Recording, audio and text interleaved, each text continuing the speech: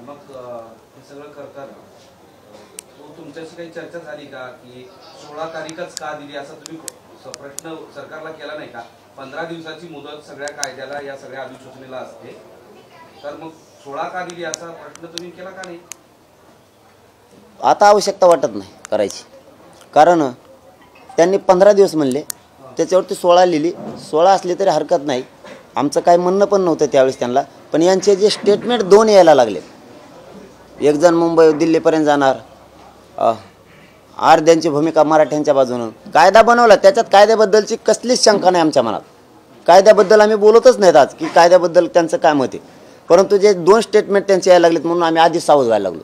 आणि 16 तर 16, 6 दिवस उपोषण चालतंय. 16 पासून अंमलबजावणी करा, हरकत नाही, पण उपोषण 10ला सुरू होणार. आता तुम्ही काल असं म्हणलं की मुख्यमंत्री 2 उपमुख्यमंत्री यासाठी हा कायदा केलेला आहे की सगळ्या मराठ्यांना न्याय मिळावा. एक उपमुख्यमंत्री फडणवीस सुद्धा असं म्हणाले की दिल्लीपर्यंत जाऊ. पण मग तुमचा सरकारवर विश्वास नाही का? अध्यादेश काढला, राजपत्र काढलं, आता त्यांनी 16 तारखेपर्यंतची मुदत दिली, तरी तुम्ही उपोषणावर का आलात? अंमलबजावणीसाठी 2 स्टेटमेंट तुमचे का? मग एक जण दिल्लीपर्यंत जाणार आहे आणि एक जण जाणार नाहीये. तुमचे 2 स्टेटमेंट का? मग याचं उत्तर द्या, आम्ही मागं घेतो. शंका काय वाटते दिल्लीबद्दल? असं का? पण कायदा तुम्हीच मराठ्यांसाठी सगळ्या सोयऱ्यांचा बनवायचा आणि एकीकडून तुम्ही सांगायचं की आम्ही दिल्लीपर्यंत जाऊ. तुमच्या सरकारमधले अर्धे लोक, आमच्याबद्दल शंका आहे तुम्हाला, तुमच्याबद्दल आम्ही का घेऊ नये? आम्ही 10चं पुढं ढकलतो. तुमचं एकतर्फी स्टेटमेंट का नाही? मग असं का? आमच्याबद्दलच असं का वागायचं तुम्हाला? कायद्याबद्दल तुमच्याच्याने आता काहीच होत नाही हे आम्हाला माहिती. कायद्याबद्दल आम्ही बोलतच नाही, तुमच्या 2 स्टेटमेंटबद्दल बोलतोय आम्ही.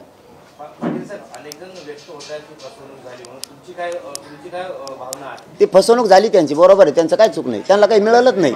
गोरगरिबांची फसवणूक नाही झाली, त्यांची फसवणूक झाली. त्यांना काही मिळालं नसेल, पद मिळालं नसेल, पैसे मिळाले नसते, त्यांची फसवणूकच झाली असते.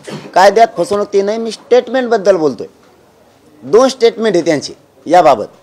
मग आम्ही 16ला बसण्याऐवजी आधी सुरू केलं. आम्ही चालत नाही का आधी? अंमलबजावणी तातडीनं करावी यासाठी आमचं आधी चालत नाही का?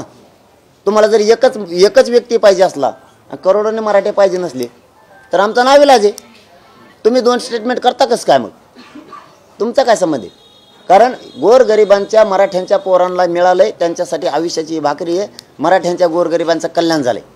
जे कोण म्हणतात काही मिळालं नाही, त्यांचं खरं आहे, त्यांना नाही मिळालं, कारण हा लढा त्यांच्यासाठी नाहीच, हा लढा गोरगरिबांसाठी. अध्यादेश काढल्यानंतर त्याचं कायद्यात रूपांतर झाल्यावर अंमलबजावणीचा विषय असतो. आधीच अंमलबजावणी कशी होईल?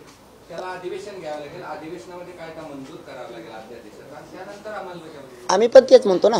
आमचा म्हणण्याचा उद्देश पुन्हा एकदा तुम्हाला सांगतो, आम्ही 16 पर्यंत काही बोलणार पण नव्हतो. तुमच्या 2 स्टेटमेंट काय यायला लागले?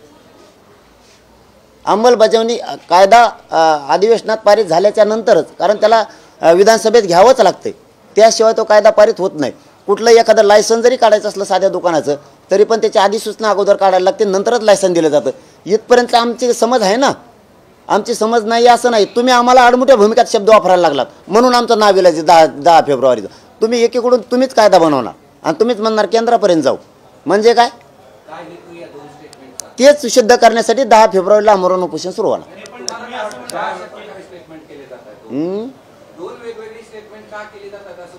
तेच 10 तारखेला 10 जानेवारीला आमरण उपोषण सुरू केल्यावर सिद्ध होईल.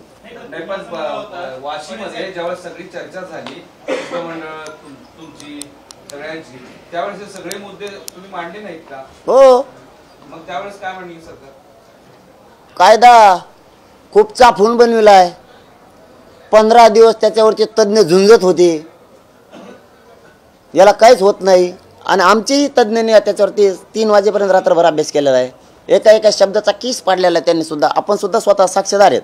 जरी आज पत्रकार बंधू म्हणून तुम्ही असला तरी प्रत्यक्षात तुम्ही सगळे तिथं बघायला होतात की किती भयानक ते आपल्या बी अभ्यासकांनी त्याच्यावर अभ्यास केला. त्या कायद्याबद्दल शंका नाही. मी पुन्हा सांगतो, तो कायदा आता पुरे एकवटले एकीकडं, तरी तो कायद्याला कोणीच काही करू शकत नाही. पण तुमचे 2 स्टेटमेंट का? तुम्ही असं म्हणाला होता की दोन्ही उपमुख्यमंत्री आणि मुख्यमंत्र्यांनी माझ्याकडे सही दिलेली आहे आणि त्या संदर्भातलं आश्वासन दिलेलं आहे. मग आता देवेंद्र फडणवीस जे म्हणजे नाव घेऊनच बोलायचं झालं तर देवेंद्र फडणवीस असं म्हणतायत की ओबीसी आरक्षणाला कुठे धक्का लागून येणार नाही, गरज पडली तर माझ्यातून होत नसेल तर मी वरिष्ठांकडे जाईल. म्हणजे सरकारमध्ये देखील आता या मुद्द्यावरून दुमत झालेलं पाहायला मिळतं. दुमत झालेलं आहे का? सध्या तरी दिसतंय, पण क्लिअरच करायचं असेल तर 10 फेब्रुवारीला उपोषणाला बसल्यावर ते क्लिअर करतील. कारण आमचे हे बघा, आमचे लेकरं वाचवणं आमच्यासाठी गरजेचं आहे.